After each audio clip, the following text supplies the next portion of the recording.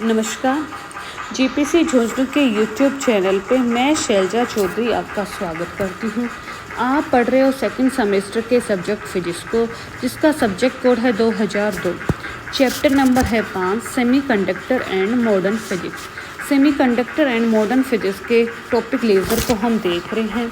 इससे पहले आपने लेज़र के थ्योरी को स्टार्ट किया था। हमने लेज़र की थ्योरी में आपने एक प्रोसेस देख लिया था, अब्जॉर्प्शन या एब्जॉर्प्शन। बाकी के बचे हुए 2 प्रोसेस को आज हम देखेंगे इस वीडियो में। हमें पता है कि हमारे जो मूल अवस्था है E1 और एक्साइटेड अवस्था है E2।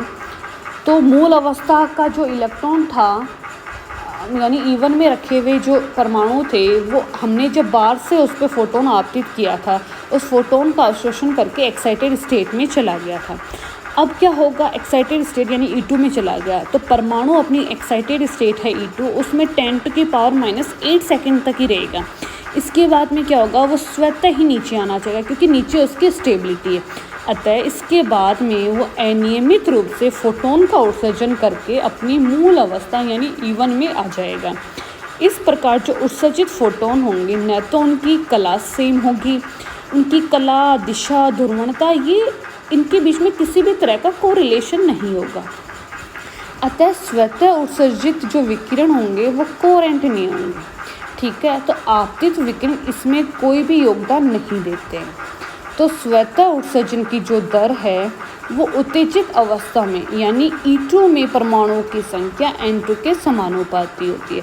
तो जो दर यानी रेट, कौन सी रेट, 2 से 1 में आने की रेट, और किस तरह से आ रहा है 2 से 1 में, स्वतः आ रहा है यानी स्पॉन्टेनियस आ रहा है।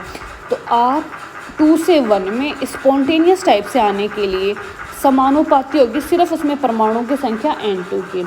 समानुपाती निशान को हटाएंगे तो एक समानुपाती नियतांक आएगा जिसे हमने कह दिया A21, जो कि है आइंस्टीन का स्वतः उत्सर्जन गुणांक। तो क्या था कि परमाणु आपका पड़ा है ऊपर, नीचे था E1 में, फोटोन आपतित कराया तो उस फोटोन का किया उसने अवशोषण और पहुंच गया ऊपर वाले एक्साइटेड स्टेट E2 में। E2 में रह सकता है सिर्फ 10⁻⁸ सेकंड तक। उसके बाद में वो अपनी इच्छा से फोटोन उत्सर्जित करके, पर होगा उस गैप के बराबर, फोटोन को अपनी इच्छा से ही स्वतः ही करेगा फोटोन का उत्सर्जन और ऊपर से यानी E2 से E1 में आ जाएगा। ठीक है, तो स्वतः हो रही है ये प्रोसेस, कोई भी उसको इंड्यूस नहीं कर रहा है, कोई भी उसे प्रेरित नहीं कर रहा है। तो इस प्रकार के उत्सर्जन को क्या कहेंगे, स्वतः उत्सर्जन। यानी ऊपर रखे हुए परमाणु, E2 में स्थित परमाणु स्वतः उत्सर्जन के द्वारा E2 से E1 में संक्रमण कर जाएंगे। तो E2 से E1 में जो संक्रमण की दर R21 है, 2 से 1 में आने की संक्रमण की दर, और किस टाइप की, स्पॉन्टेनियस। वो सिर्फ E2 में परमाणु कितने हैं, E2 में नंबर ऑफ परमाणुओं की संख्या यानी N2 के ही समानुपाती होती है। यानी R21 स्पॉन्टेनियस टाइप की वो समानुपाती है सिर्फ N2 के। जब इस समानुपाती निशान को हटाएंगे तो एक आएगा समानुपाती नियतांक। यहाँ पे समानुपाती नियतांक है A21, जिसे कहेंगे आइंस्टीन का स्वतः उत्सर्जन गुणांक। ठीक है, तो ये हो गया आपका सेकंड, स्पॉन्टेनियस एमिशन, स्वतः उत्सर्जन। अब हम देखते उद्दीप्त या प्रेरित उत्सर्जन, जो हमारे लेज़र लाइट के लिए चाहिए। स्टिमुलेटेड या इंड्यूस एमिशन। आपतित फोटोन उत्तेजित अवस्था में स्थित परमाणु को प्रेरित करता है कि वो अपनी मूल अवस्था में संक्रमण कर जाए क्योंकि वहाँ उसकी स्टेबिलिटी है। तो हमने बाहर से जैसे ही फोटोन डाला तो जो ऊपर रखे हुए परमाणु को वो इंड्यूस करेगा, प्रेरित करेगा कि तू नीचे जा, तू मूल अवस्था में, ग्राउंड स्टेट में जा। तो वो ऊपर से नीचे जाएगा तो एक फोटोन उत्सर्जित करेगा, जो एक्स्ट्रा एनर्जी है उसको एज ए फोटोन के रूप में उत्सर्जित करेगा। एक हमने बाहर से डाला था, एक उसने निकाल दिया, तो इस तरह से आपको 2 फोटोन मिलेंगे और ये दोनों फोटोन के बीच में कला संबंधता होगी। ठीक है, तो इस प्रकार से जो उत्सर्जित फोटोन होंगे उनकी कला, दिशा, ऊर्जा और ध्रुवणता ये एक्साइटेड या फिर इंड्यूस या उत्तेजित करने वाले फोटोन के समान ही होती है। इस प्रकार से हमें कला संबंध लाइट प्राप्त होती है। यानी ऊपर पड़ा था परमाणु, पार से आपने एक फोटोन डाला तो वो बार वाला फोटोन उसको कहेगा कि तू भी नीचे आ जा ग्राउंड स्टेट में और स्टेबिलिटी प्राप्त कर ले। तो वो ऊपर से नीचे आ जाएगा अपनी एक्स्ट्रा एनर्जी जो 8 इलेक्ट्रॉन वोल्ट थी उसको रिलीज़ करके।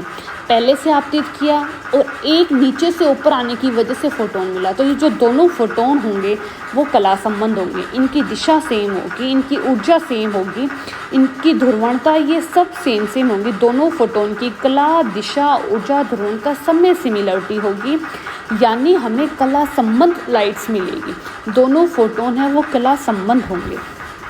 तो इस प्रकार परमाणु के ऊर्जा स्तर 2 से 1 में जो संक्रमण करने की प्रायिकता P21 और किस टाइप की, इंड्यूस टाइप की या स्टिमुलेटेड टाइप की, वो समानुपाती होगी इंटेंसिटी आई न्यू की।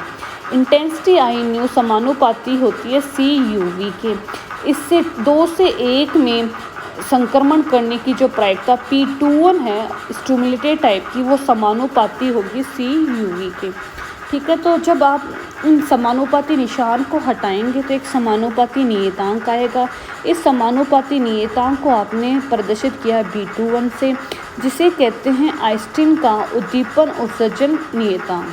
ठीक है, तो इस प्रकार ऊपर वाले यानी एक्साइटेड स्टेट 2 से ग्राउंड स्टेट 1 में जो संक्रमण की दर है यानी R21, वो भी किस टाइप की, स्टिमुलेटेड या फिर इंड्यूस टाइप की, वो बराबर होगी ऊपर वाले E2 में परमाणुओं की संख्या N2 के और आइंस्टीन के उद्दीप उत्सर्जन गुणांक B21 के और UV के। इस प्रकार से आपने 3 तरह की प्रोसेस देखी जब किसी भी परमाणु पे फोटोन आपतित होता है। 3 चीज़ें हो सकती है, या तो उस फोटोन को अवशोषित करके नीचे से ऊपर चले जाएंगे। सेकंड प्रोसेस है कि जो ऊपर चले गए वो स्वतः ही नीचे आएंगे, किसी से इंड्यूस नहीं हुए, बिना किसी से प्रेरित हुए। तीसरी है कि जो नीचे से ऊपर जा चुके हैं वो ऊपर पड़े हैं, तो बाहर से एक जो फोटोन आ रहा है वो उसको इंड्यूस करेगा, वो उसे प्रेरित करेगा कि तू भी नीचे आ जा। तो जो प्रेरित करेगा और जो निकला है, दोनों फोटोन एक दूसरे से कला संबंध, दिशा, ऊर्जा, ध्रुवणता इन सब में सेम होंगे। तो इस प्रकार से आपने तीनों तरह के प्रोसेस देख लिए हैं, अवशोषण और उत्सर्जन। उत्सर्जन भी 2 टाइप के, या तो स्वतः हो रहे हैं या उद्दीप्त हो रहे हैं। लेज़र लाइट के लिए आपको चाहिए उद्दीप्त टाइप से या प्रेरित उत्सर्जन, आपको चाहिए स्टिमुलेटेड या इंड्यूस एमिशन। धन्यवाद, थैंक यू।